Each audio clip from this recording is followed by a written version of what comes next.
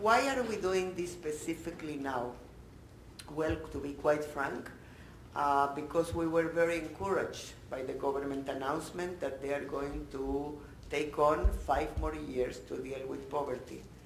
And because we are very concerned that the progress made, though, so far has not been sufficient, and that unless we see significant and substantive and urgent progress, it will all be words. In 2009, our government took a bold step and passed the Poverty Reduction Act, the first of its kind in Ontario.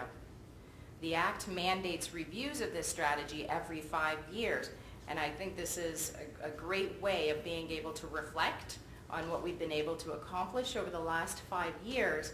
But we know, as Doris indicated as well, that there's more work to be done. We acknowledge that. And we know that working with you, working with our partners, that's how we're going to move that bar forward. We need help. We're out there doing the best we can, and we're not going away, we're not giving up. But we need everybody to work together. And we need to become a political problem for Premier Wynne and a Liberal government. We need to follow the same strategy and work together to cause a political problem for the Liberal government unless they raise the rates and act now to reduce poverty. That is the task we must all set for ourselves starting tonight. We don't need more consultations. The Liberal government doesn't need any more ideas or suggestions. We need them to act now to raise the rates, and will not be satisfied, and we will not go away until they do that. Every year that government ministry spends $10 billion. My question is, how would you do it different? What would you do with $10 billion a year? We know much of it goes primarily OW, ODSP, government workers' salaries, for example.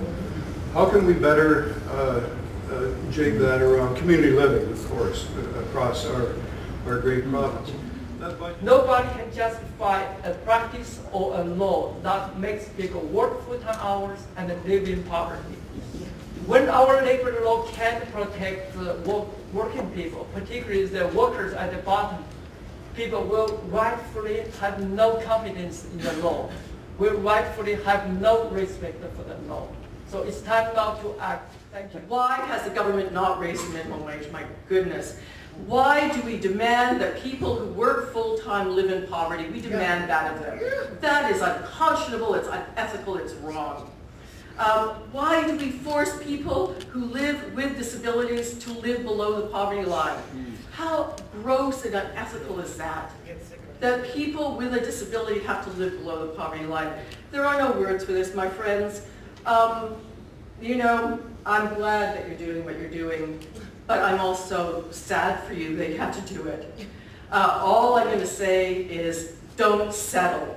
Demand of this government, who have been in business 10 freaking years, that finally they get off the couch and do something and not talk. Thank you. We're here to support actions, to push for actions, to ask the politicians of the three-party to leave politics aside and come together with civil society groups, with people that live the experiences of poverty, and with all of our associations and with the nurses of this province, and let's take that shameful spot of poverty out of the agenda of Ontario.